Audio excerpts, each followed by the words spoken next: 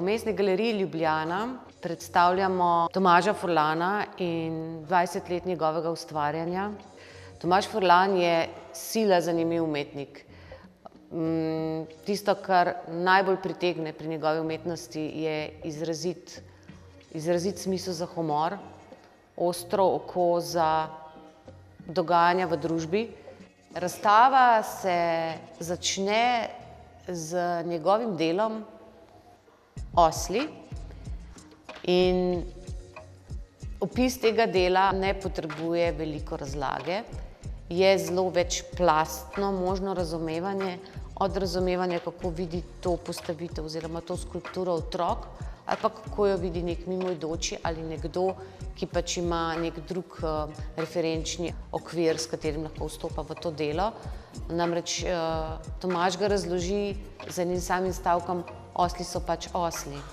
Ampak pomemben je kontekst, v katerega je postavljena te dve skulpturi, v pritličje, v vhod, kjer v bistvu vstopimo v razstavo.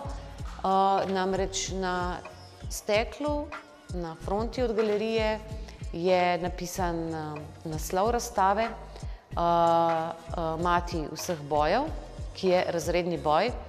In ko to skupaj povežeš tudi njegovo razlago in dobiš v bistvu zelo tako inteligentno sporočilo, ki lahko meji tudi na neko politično izjavo ali pa ostaja na umetniški izjavi. Pomembno je pa tukaj tudi izjemna materialnost in izjemno to, kako se je Tomaž posvetil neki formi, živalski formi, s katero se prej nikoli ni ukvarjal. Vsekakor je najbolj navdušil Tomaž Furlan s svojimi zgodnjimi ciničnimi stroji, z serijo, ki je v bistvu prvič spregovorila oziroma skozi njo je prvič spregovoril o odnosu človeka do dela. Za njegova umetniška dela je zelo značilno, da izhaja iz lastne izkušnje. Se pravi, njegova zgodnja dela, se pravi ti cinični stroji, so zelo kompleksni, sestavljeni so iz performansov, iz videa in z naprav, ki si jih oblečeš. Govorim o seriji Wear, ki je zelo zgodna serija, njegova najbolj taka, kako bi rekla, odmevna. In v tej seriji Wear je zasnoval posebne naprave oziroma posebne proteze, ki si jih je nadel in potem izvajal performanse. Seveda to so bili intimni, interni performansi, ki jih je izvajal v svojem studiu in jih je tudi posnel. Ko jih je posnel, so to ostala video dela, video performansi in na tej stopnji so stopili potem tudi v javni prostor. In iz teh video performansov je potem šel še naprej in je na primer sestavljal objekte in inštalacije, na primer njegova znamenita knjiga Videobook, knjiga, ki je sestavljena iz ekrančkov, na katerih so predvajani ti performansi. Zakaj se je začela serija Wear? Zaradi tega, ker je v bistvu z te serije potem smo gradili tudi vso razstavo in tudi samo postavitev. Sama razstava se sicer ne začne s serijo Wear, začne se z novejšimi deli in se potem zlagoma stopnjuje do njegovih najstarejših del. Razstava je zasnovana pregledno, vsekakor pa ni retrospektiva. Pregledna je v tem smislu, da zajema celotno obdobje umetnikovega dela in zajema njegova najbolj prelomna, najbolj presežna dela. V bistvu sva nekako skušala razmejiti cel njegov opus na 3 dele, se pravi na zgodno serijo Wear, ki je začela nastajati leta 2005 naprej, pa potem serijo Morning od leta 2019 in potem od 2021 serijo Walk. Vse te serije pa niso končane, vse se nadaljujejo in s Tomažem sva izkušala na razstavi tudi preplesti, se pravi 3 tirnice, po katerih lahko obiskovalec potuje in se poglablja v posamezna umetnikova ustvarjalna obdobja.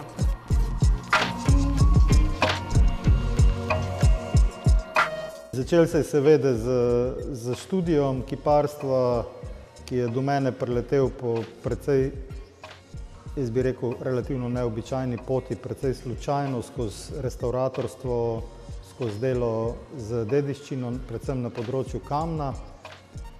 No, tekom študija je umetnost ratala izrazito zanimiva panoga, če tako rečem. Predvsem zato, ker je ponujala nekaj, kar sem si takrat v mladih nadebudnih letih izrazito želel. Ponujala je nek nedostopen cilj, nekaj neulovljivega. Ponujala je dejavnost, ki jo nikoli ne moreš izrazito znati. In to je bil verjetno tudi osnovni motiv, da sem zagrabil, da sem se vključil v to, kar imenujemo umetnost.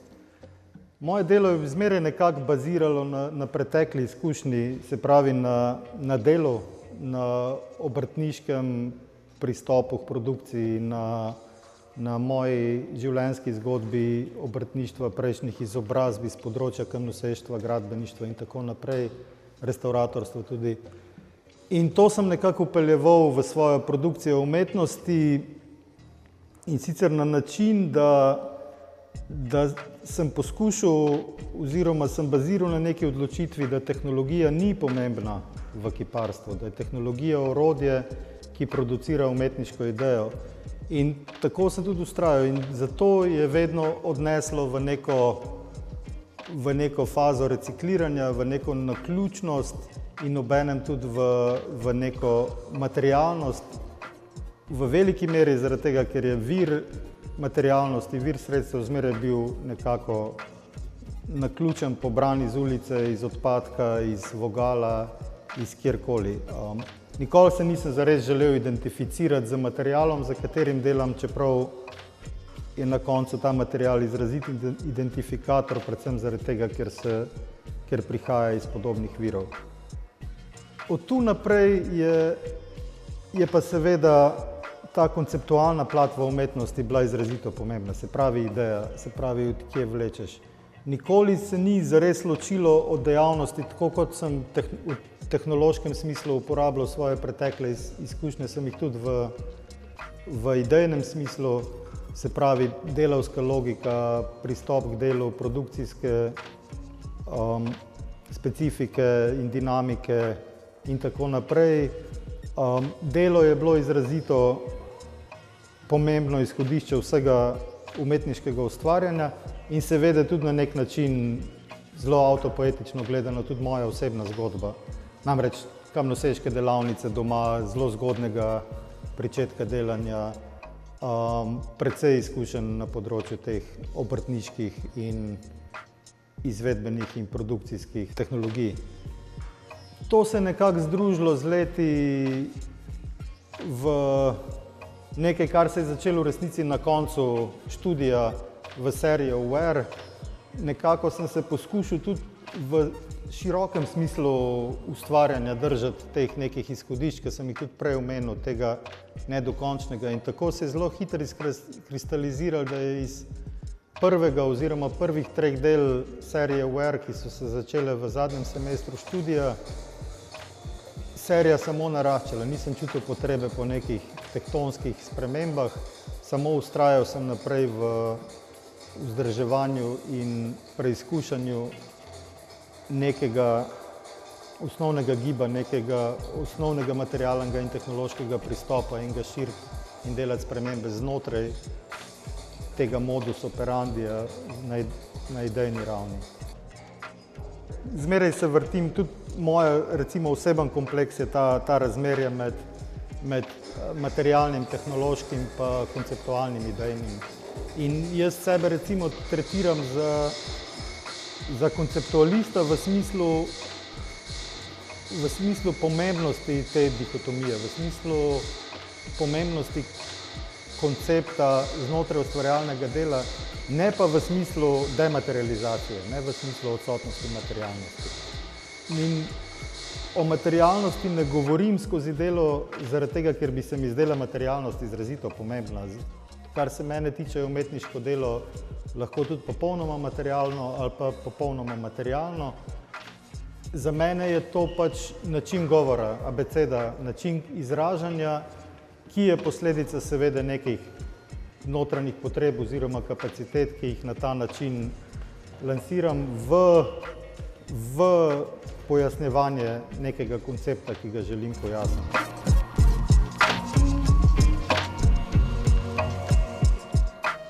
Morda velja omeniti to, da se je pri Tomažu Furlanu tam okoli leta 2019 zgodil nek prelom. In če se sprehodimo po razstavišču in po nadstropjih, ugotovimo, da je iz tistih začetnih do-it-yourself strojev, robotov, ki jih je sestavljal iz recikliranih odpadnih materialov, ki v bistvu zastopajo neko estetiko grdega na nek način, prešel v neko tiho fazo, v fazo, kjer se je odmaknil od nekega hrupa performansov, strojev in tako naprej in se je v bistvu začel ukvarjati s kamnom, z materialom, ki mu je zelo blizu. V tem smislu, v smislu obravnavanja teme človeškega dela, pa je to pomembno zaradi tega, ker je v kamnu in v betonu v bistvu odkril dobro simboliko teže dela. Te teže, ki jo pač občutimo vsak dan v tem rutinskem delu. Zelo se je začel ukvarjati Tomaž tudi v tem ciklu, se pravi, kot govorimo 2019 naprej, ko se začne serija Morning, se je začel ukvarjati z vprašanjem, naprimer, kako to težo dela artikulirati skozi material.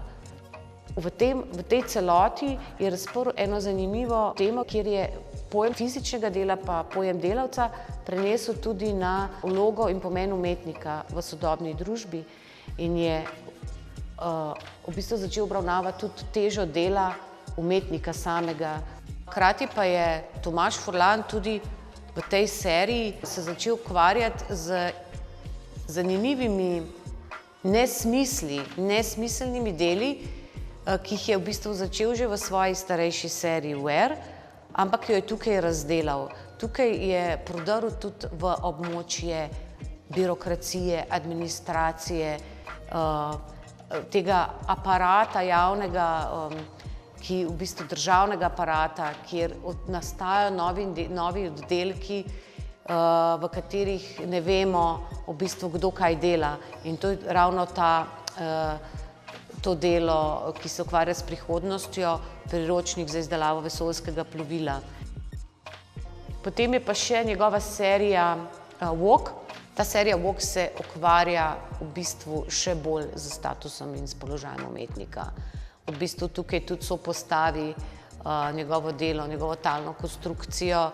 To sem naredil zato, da lahko hodite po meni. In jo je sopostavil balerini, ki je pa starejše delo, in s tem pokazal na to, kako s posameznikom, z malim človekom, delavcem ali pa recimo umetnikom upravlja v bistvu kapital, elita, kjer v bistvu, če balerino vrtiš, se na tem valju vrti prizor Tomaža oblečenega v baletno opremo. V bistvu Tomaž pleše tako, kot nekdo pač vrti kladivo. Strašen humor, izjemna satira, ki nikoli ne žali, ni nespoštljiva, je pa zelo ostra. Tomaž govori o razrednem boju in se sprašuje o tem, kako bo s tem v prihodnosti.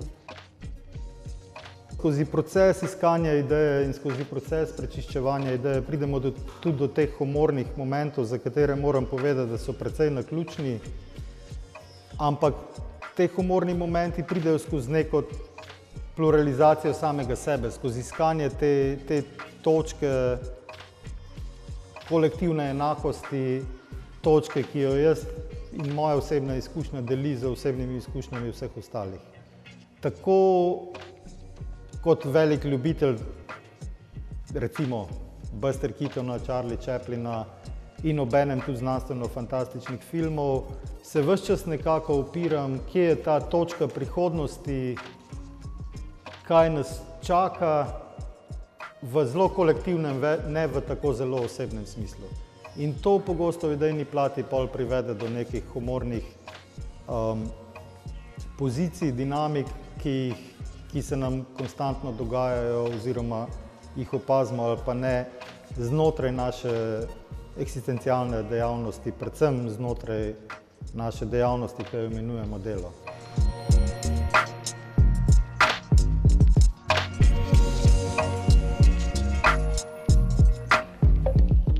Nekaj stvari je, v katere verjamem, pa se jih poskušam držati. Ena izmed njih je recimo da kip ne potrebuje podstavka. Če zdaj to tezo izpeljem naprej, zakaj in kaj bi si želel od vsega tega, je, da bi se zmanjšala razdalja med umetnino in med gledalcem, da ima gledalec vso pravico dotika. Naslednja stvar, v katero tudi ne verjamem, je avtorstvo. Po mojem mnenju bi bilo potrebno ustvarjalce kompenzirati tisti trenutek in njihova dela, umetnost bi bila last javnosti. Kot sem prej rekel, poskušam nagovarjati skozi dejanje, skozi obliko, zato so tudi moja dela vsa narejena dotično, tako da omogočajo dotikanje oziroma ni prepovedano dotikanje in večino njih je tudi interaktivnih oziroma vabijo gledalce k uporabi. Znotraj tega se poskušam nekako držati te meje, da dela lahko eksistirajo tudi brez gledalčeve intervencije, da gledalčeva intervencija ne zahteva delo, da deluje. Ampak kar si pa zares želim, vsaj kar se mi zdi ena bistvenih in vitalnih stvari za postavljanje razstave kot način manifestiranja ideje, se mi pa zdi to, da povabim gledalce noter v to igro premikanja in dogajanja in v ta sodelovanje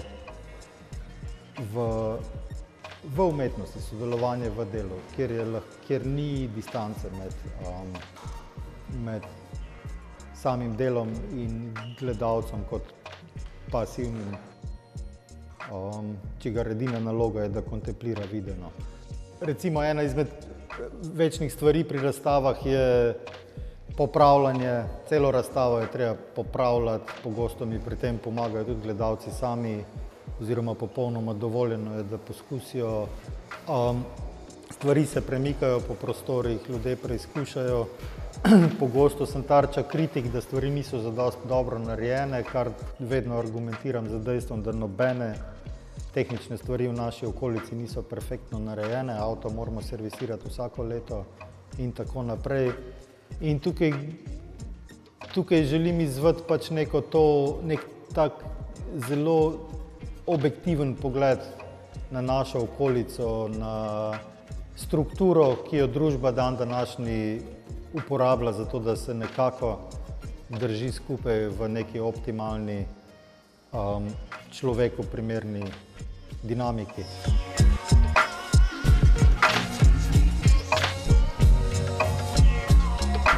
Tomaž se je potem tudi zamislil en zelo lep zaključek razstave, kjer v bistvu on res gre v globje, globoko misel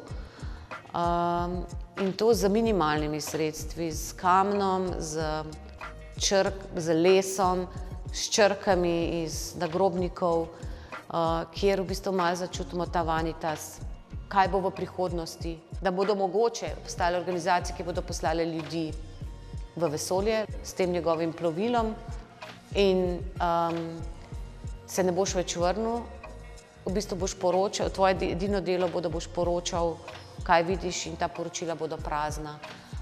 V bistvu ne boš imel kaj poročati. Pravzaprav ta hiperprodukcija, kjer izumitelj postaja žrtev lastnih izumov, kjer bomo v bistvu iz robotizacije in avtomatizacije prišli v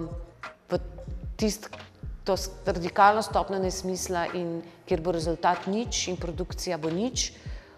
S tem on tudi nekako zaključuje razstavo in sicer z delom, ki se spet vrača na njegovo telo.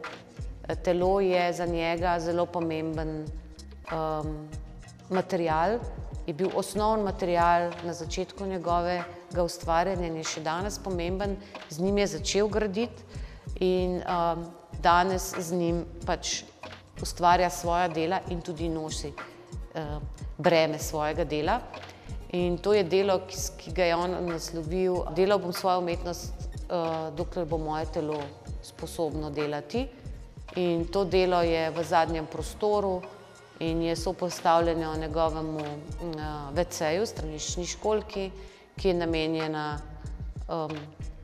danes vedno bolj, pač tukaj nekako se heca iz dejstva, da ljudje hodijo na stranišče z mobilnimi telefoni in v bistvu je to neka taka